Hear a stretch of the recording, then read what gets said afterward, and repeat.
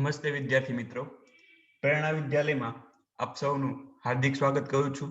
વિદ્યાર્થી મિત્રો, આજે આપણે ધોરણ 6 ની અંદર વિષય વિજ્ઞાન અને ટેકનોલોજીની અંદર આપણે અસાઇનમેન્ટ સોલ્યુશન કે જેનીમાં પ્રશ્ન નંબર 4 સી આકૃતિ સહ પ્રયોગ વર્ણન કરો તેના વિશે આપણે આજે આ લેક્ચરમાં અભ્યાસ કરવાનો છે. તો ચાલો વિદ્યાર્થી મિત્રો, ધોરણ 6 ની અંદર આવતા જે પ્રયોગો છે તેને આપણે સમજીએ. વિદ્યાર્થી મિત્રો, આપણો પહેલો પ્રયોગ રહેશે કે પાણીમાં દ્રાવ્ય, અદ્રાવ્ય તેમજ પારદર્શક, અપારદર્શક વસ્તુઓને ઓળખવી. શું કહે છે? આપણો પ્રયોગ આપેલો છે કે પાણીમાં દ્રાવ્ય હોય તેવી વસ્તુઓ અને અદ્રાવ્ય હોય તેવી વસ્તુઓ તેમજ પારદર્શક અને અપારદર્શક વસ્તુઓ છે તેને આપણે ઓળખવાની છે. હવે વિદ્યાર્થી મિત્રોને ખાસ યાદ કે તમને જે પ્રશ્ન તમને આપેલો હોય તે પ્રશ્ન જ તમારો હેતુ રહેશે. હવે આપણે પ્રયોગનું વર્ણન કરવાનું હોવાથી આપણે સૌપ્રથમ હેતુ લખીશું, ત્યારબાદ સાધનો, ત્યારબાદ પદાર્થો અને ત્યારબાદ તેની શું આવશે? આકૃતિ. અને આકૃતિ દોર્યા પછી તેની છે પદ્ધતિનું વર્ણન કરવાનું રહેશે અને અવલોકન અને છેલ્લે અંતે શું આવશે? નિર્ણય. એટલા તબક્કામાં આપણે આ પ્રયોગ છે એને પૂર્ણ કરવાનો છે. તમને જે ક્વેશ્ચન આપેલો છે, જે તમારે સાબિત કરવાનું છે તે તમારો હેતુ રહેશે. તો ચાલો જોઈએ. અને હેતુ આપેલો છે પાણીમાં દ્રાવ્ય તેમજ પારદર્શક, અપારદર્શક વસ્તુઓને ઓળખવી. તો જોઈએ આપણે કેટલાક સાધનો લઈએ તેની અંદર જોઈએ કે બીકર લ્યો, કાચનું. તમે જોઈ શકો છો અહીંયા કાચનું એક બીકર આપેલું છે આકૃતિ નંબર 1 ની અંદર. સફેદ કાગળ, કાચનો ટુકડો, લાકડો, સિક્કો. હવે તમે આકૃતિ 2 માં જોઈ શકો કે અહીંયા ચોરસ જે વસ્તુ પડેલી છે એ શું આપેલું છે તમને? સફેદ કાગળ. ત્યારબાદ આ બીકરની અંદર પાણી ભરેલું છે અને પાણીની અંદર કાચનો ટુકડો છે, સિક્કો છે, ચાવી છે વગેરે વસ્તુઓ પણ તમને પદાર્થો અહીંયા આપેલા છે. તો પદાર્થોની અંદર જોઈએ પાણી, ખાંડ, કાળો રંગ. હવે આપણે આ જે સાધનો અને પદાર્થોનો ઉપયોગ કરી અને આપણે આ પ્રયોગ છે તેને આપણે સમજવાનો છે. તો ચાલો આપણે આકૃતિ દ્વારા પદ્ધતિનું વર્ણન કરી અને તમારે તેનું શું કરવાનું છે? નિર્ણય અને અવલોકન કરી આપણે કઈ વસ્તુઓ પાણીમાં દ્રાવ્ય છે અને કઈ વસ્તુઓ પાણીમાં અદ્રાવ્ય છે તેને સમજીએ. તો તમે જોઈ શકો આકૃતિ તમને આપેલી છે અહીંયા. આપણે પહેલા પાણીમાં દ્રાવ્ય અને અદ્રાવ્ય વસ્તુઓ હોય છે તેને ઓળખી. તો તમને ખ્યાલ છે કે દ્રાવ્ય વસ્તુ કોને કહેવાય અથવા તો દ્રાવ્ય પદાર્થ કોને કહેવાય? કે જે પદાર્થ પાણીમાં ઓગળી જાય, પીગળી જાય. શું કીધું?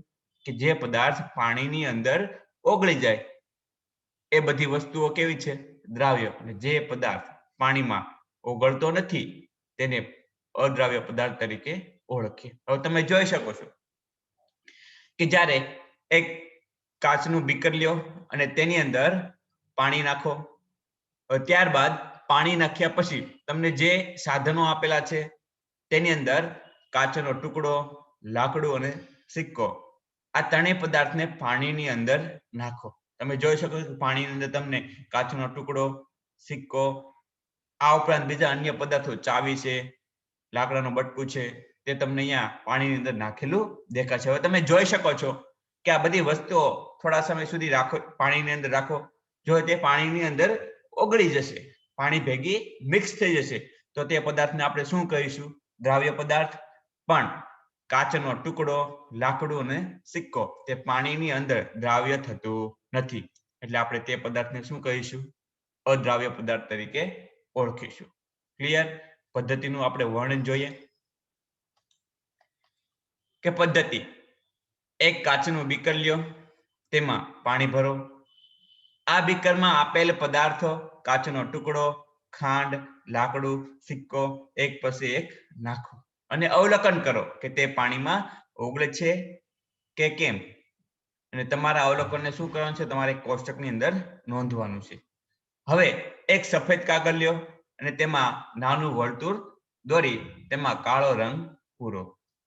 હવે આપેલી વસ્તુઓને વારાફરતી આ વર્તુળ પર મૂકો અને આરપાર દેખાય છે કેમ તેનું અવલોકન નોંધો. શું કીધું છે?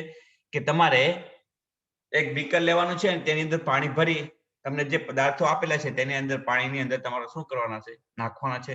જો તે પદાર્થ પાણીમાં ઓગળી જશે તો તે પદાર્થ કેવો છે? દ્રાવ્ય. અને પાણીમાં તે ઓગળશે નહીં તો તે પદાર્થ કેવો છે? અદ્રાવ્ય.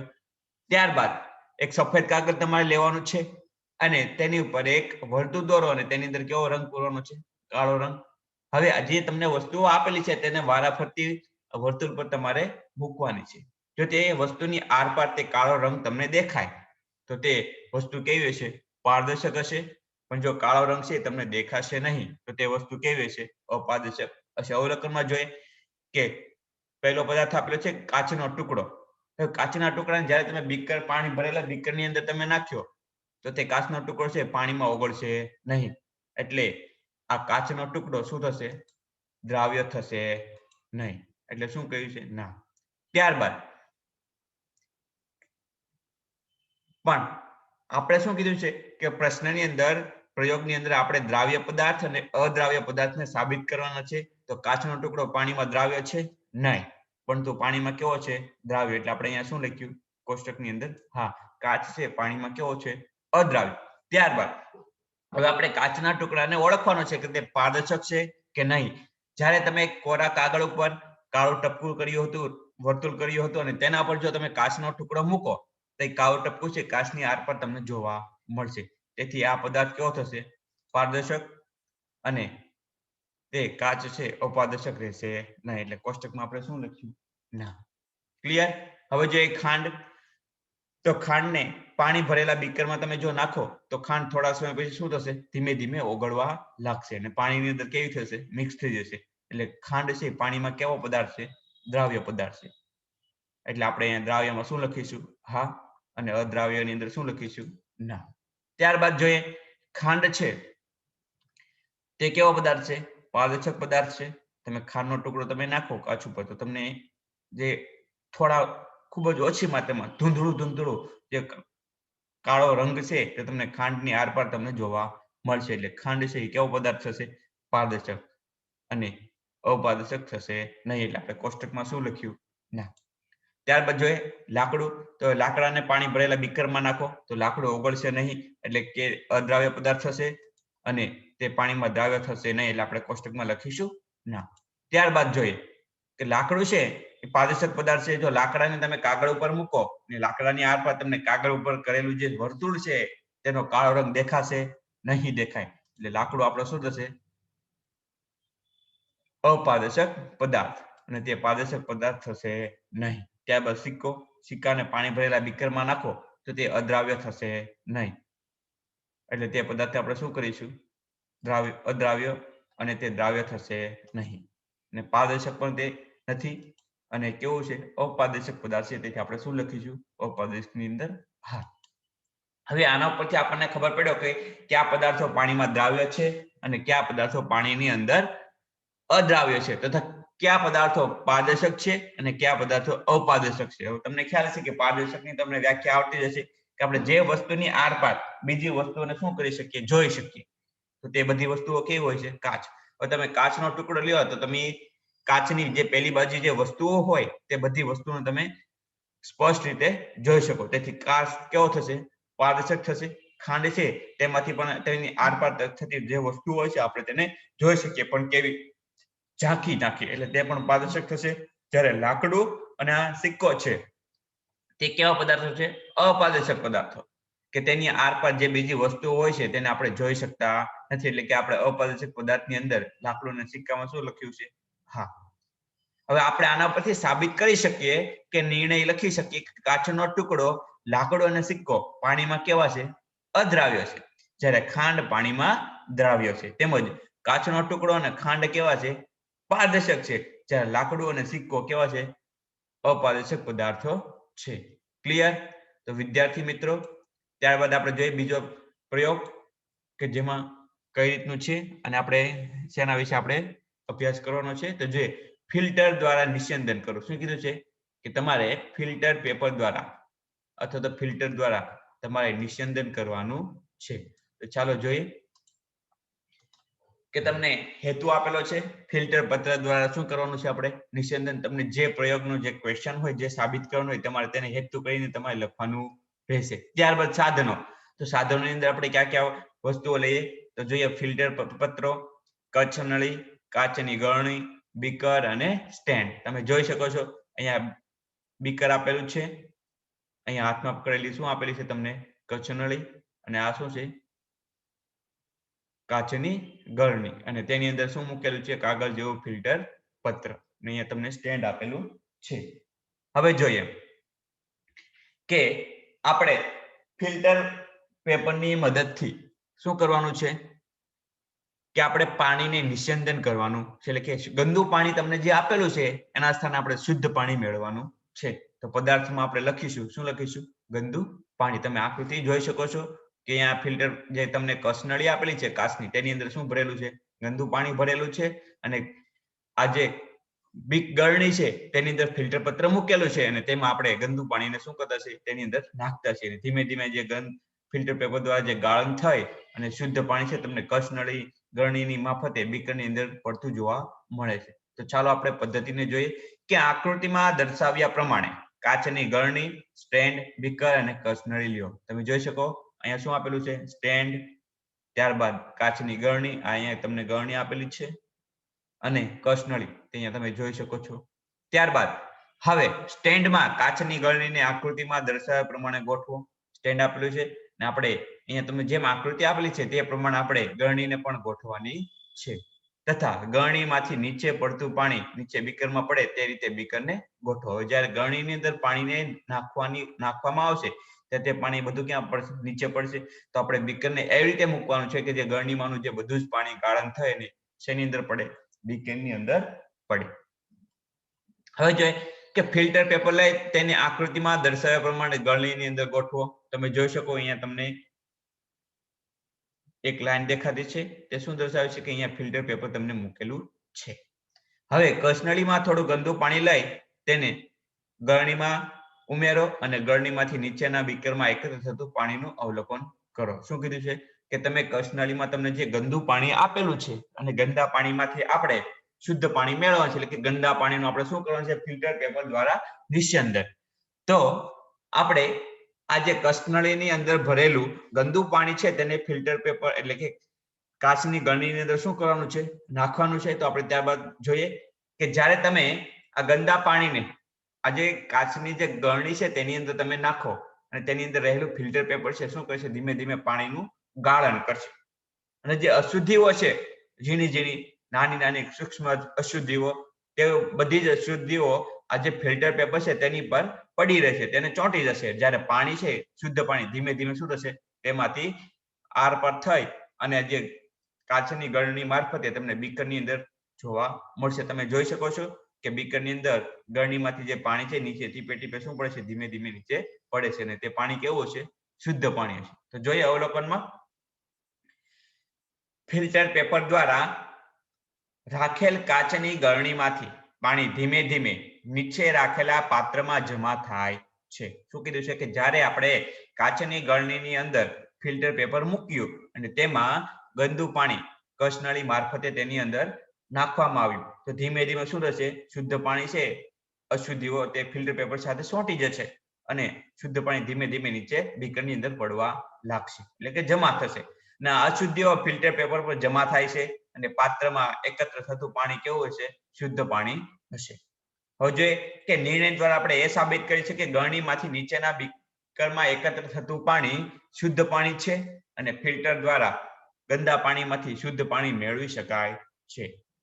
તો આ રીતે આજનો પ્રયોગ આપણો એટલે કે નિસ્યંદન દ્વારા આપણે શુદ્ધ પાણી છે તેને આપણે મેળવી શકીએ છીએ. આવું જ બીજું એક્ઝામ્પલ છે કે જ્યારે તમારા મમ્મી ચા બનાવતા હોય તો તમે ગળણી જોઈ હશે કે જે ચાની ભૂકી છે, ચાની પત્તી કે જે નાના નાના ટુકડાઓ છે તેને ગાળવા માટે આપણે ગળણીનો ઉપયોગ કરીએ છીએ. એવી જ રીતે આપણે જે પાણી હોય તેને ગાળવા માટે પણ આપણા મમ્મી ગળણીનો ઉપયોગ કરે છે. તો આ બધા જ એક પ્રકારના ફિલ્ટર પેપર તરીકે ઓળખાય. ક્લિયર? હવે જોઈએ નેક્સ્ટ આગળ પ્રયોગ નંબર 3. વનસ્પતિના મૂળ જમીનમાંથી પાણી અને તેમાં રહેલા ક્ષારોનું શોષણ કરે છે, આપણે તે સાબિત કરવાનું છે. તમને ખ્યાલ છે કે વનસ્પતિના મૂળ જમીનમાં રહેલા હોય અને જમીનના વિકાસ માટે વનસ્પતિના વિકાસ માટે કે જે વનસ્પતિના જે મૂળ છે જમીનમાંથી પાણીનું શોષણ કરે છે. આ ઉપરાંત બીજા કેટલાક પોષક તત્વો અને ક્ષારો છે તેનું પણ શોષણ કરે છે. તો આપણને ખ્યાલ કઈ રીતે આવશે તે શોષણ કરે છે, તો આપણે તે સાબિત કરવાનું છે. તો ચાલો આપણે પ્રયોગ દ્વારા તેને સમજીએ. તો તમને હેતુ આપેલો છે કે વનસ્પતિના મૂળ જમીનમાંથી પાણી અને તેમાં રહેલા ક્ષારોનું શોષણ કરે છે, તે તમારે સાબિત કરવાનું છે. ફરી એકવાર કે જ્યારે તમને કોઈ પ્રયોગ આપેલો હોય તો તમારે હેતુ પ્રયોગમાં જે તમને ક્વેશ્ચન આપેલો છે તે જ તમારે લખવાનો રહેશે. અને સાધનોમાં આપણે જોઈએ તો સાધનોમાં શું આપેલું છે? બીકર એટલે કે કાચનો પ્યાલો. હવે જોઈએ પદાર્થો, તો પદાર્થમાં પાણી, બારમાસીનો છોડ એટલે કે એક નાની વનસ્પતિ, વાદળી રંગનું પાણી. હવે આપણને ખ્યાલ કેમ આવે કે પાણી છે તેનું શોષણ વનસ્પતિના મૂળ કરે છે, તે માટે આપણે જે પાણી છે તેની અંદર વાદળી રંગ ઉમેરેલો છે, કે જેના કારણે પાણી છે આપણને કેવું દેખાશે? વાદળી રંગનું દેખાશે. તમે આકૃતિમાં જોઈ શકો કે તમને બારમાસીનો છોડ આપેલો છે, એક કાચનું બીકર આપેલું છે, અથવા તો કાચનો પ્યાલો પણ તમે લઈ શકો, અને તેની અંદર પાણી નાખેલું છે. એટલે કે કેવા રંગનું પાણી નાખેલું છે? વાદળી રંગનું પાણી નાખેલું છે. ને તમે જોઈ શકો તો વનસ્પતિના મૂળ પણ અહીંયા તમને આપેલા છે. હવે જોઈએ કે આપણને ખ્યાલ કેમ આવ્યો કે વનસ્પતિ છે પાણી અને તેની અંદર રહેલા જે પોષક તત્વો છે જમીનમાંના તેનું શોષણ કરે છે. તો જોઈએ આપણે પદ્ધતિ કે બારમાસીનો મૂળ સાથેના કુમળો છોડ લઈ તેના મૂળને હળવેથી ધોઈ નાખો. શું કીધું છે કે આપણે એક બારમાસીનો છોડ લેવાનો છે અને તેના મૂળ કેવા હોવા જોઈએ? કુમળા. અને એ મૂળને હળવેથી આપણે ધોવાનો છે, કે જેથી તે મૂળ તૂટી જાય નહીં, પણ મૂળ પર જે રહેલી ધૂળ છે શું થશે? તે દૂર થઈ જશે. ત્યારબાદ કાચના એક બીકરમાં સ્વચ્છ પાણી લઈ તેમાં શાહીના 2-3 ટીપા નાખી પાણીને રંગીન બનાવો. શું કીધું છે? કાચના એક બીકરમાં આપણે પાણી લેવાનું છે અને પાણીની અંદર વાદળી રંગની શાહીના 2 થી 3 ટીપા નાખવાના છે, કે જેથી પાણી કેવું થશે? વાદળી રંગનું બની જશે. હવે છોડના મૂળને પૂરા ડૂબે તે પ્રમાણે છોડને બીકરમાં મૂકો. શું કરે છે કે છોડ છે તે જે કાચનું જે તમને પ્યાલો આપેલો છે અથવા તો બીકર આપેલું છે તેની અંદર જે વાદળી રંગનું પાણી ભરેલું છે તેના તો આ જે બારમાસીનો છોડ છે તેને તમારે શું કરશે? અંદર ડૂબાડવાનો છે, કે જેથી વનસ્પતિના જે મૂળ છે તે પાણીની અંદર ડૂબી શકે. 2-3 દિવસ પછી છોડના ભાગો એટલે કે પર્ણ, પ્રકાંડ, પુષ્પનું અવલોકન કરો. શું કીધું છે કે જ્યારે તમે છોડને પાણીની અંદર નાખો ને 2-3 દિવસ પછી તમારે તેને જોવાનો છે કે પહેલા છોડ કેવો હતો અને 2-3 દિવસ પછી જે આપણે વાદળી રંગનું જે પાણી પ્યાલામાં ભરેલું હતું અને ત્યાર પછી તે છોડ કેવા રંગનો થયો. તો તમે જોઈ શકશો કે આ છોડ છે તેના પર્ણો, ફૂલ અને આ તેનું પ્રકાંડ તેની અંદર કે જે લીલા રંગનું હતું શરૂઆતમાં, અને જ્યારે તે મૂળને તે વનસ્પતિના છોડને વાદળી રંગના પાણીની અંદર ડુબાડવામાં આવ્યું તો તે ધીમે ધીમે પાણીનું શોષણ કરશે, તેની સાથે રંગનું પણ શું થશે? શોષણ થશે, કે જેના કારણે રંગ છે વનસ્પતિના મૂળ દ્વારા વનસ્પતિના અલગ અલગ ભાગો સુધી શું થશે? પ્રસરણ પામશે, કે જેના કારણે જે વનસ્પતિના પર્ણો લીલા હતા, એના ફૂલ સફેદ કલરના હતા, પ્રકાંડ પણ લીલા કલરનું હતું, તે ધીમે ધીમે તમને વાદળી રંગનું જોવા મળશે. આના પરથી આપણે અવલોકન કરી શકીએ કે પર્ણ, પ્રકાંડ અને પુષ્પના રંગમાં ફેરફાર જણાય છે, કે તેમાં વાદળી રંગ જણાય છે. શા માટે? કારણ કે પાણીની અંદર જે વાદળી રંગના શાહીના ટીપા નાખ્યા હતા, જેના કારણે પાણી કેવા રંગનું થઈ ગયું હતું? વાદળી રંગનું. અને આ કાચના પાણી ભરેલા બીકરમાં આપણે તમે વનસ્પતિના મૂળને પણ ડુબાડ્યા હતા. તો મૂળ છે તેનું કામ શું? કે જમીનમાંથી પાણી શોષણ કરે, આ ઉપરાંત તેની અંદર રહેલા તત્વો અને ક્ષારોનું પણ શોષણ કરે.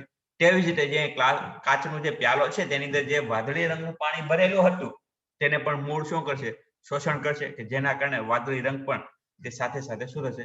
શોષણ થશે, કે જેના કારણે વનસ્પતિના પ્રકાંડ, પર્ણ અને પુષ્પ એટલે કે ફૂલ તેઓ પણ વાદળી રંગના તમને જોવા મળશે. આ પરથી આપણે સાબિત કરી શકીએ કે નિર્ણયમાં કે વનસ્પતિના મૂળ જમીનમાંથી પાણી અને તેમાં રહેલા ક્ષારોનું શોષણ કરે છે. ક્લિયર? જોઈએ ત્યારબાદ આપણે ચોથો પ્રયોગ આપેલો છે કે લીલી વનસ્પતિના પર્ણોમાં બાષ્પોત્સર્જનની ક્રિયા કરે છે, તે સાબિત તમારે કરવાનું છે. શું કીધું? કે લીલી વનસ્પતિ છે તે પર્ણ દ્વારા બાષ્પોત્સર્જનની ક્રિયા કરે છે. હવે આપણે સાબિત કરવાનું છે. તો જોઈએ કે તમને હેતુ તો આપ્યો. તો હેતુ છે કે લીલી વનસ્પતિના પર્ણો બાષ્પોત્સર્જનની ક્રિયા કરે છે, તે સાબિત કરવું? તો આપણે સાધનની અંદર લઈએ કે દોરી, કુંડું, પોલિથીનની પારદર્શક કોથળી. પોલિથીનની પારદર્શક કોથળી એટલે કે એક પ્લાસ્ટિકની બેગ, થેલી. અને પદાર્થોમાં તમારે લેવાનું છે છોડ એટલે કે એક વનસ્પતિ હોય નાની તે. હવે તમે આકૃતિ તમને આપેલી છે, તમે જોઈ શકો એક કુંડું આપેલું છે, વનસ્પતિનો છોડ આપેલો છે અને પોલિથીનની કોથળી તમને જે વનસ્પતિ નાનો છોડ છે તેના ડાળી સાથે તમને પ્રકાંડ સાથે બાંધેલો દેખાય છે અને દોરી વડે. ક્લિયર?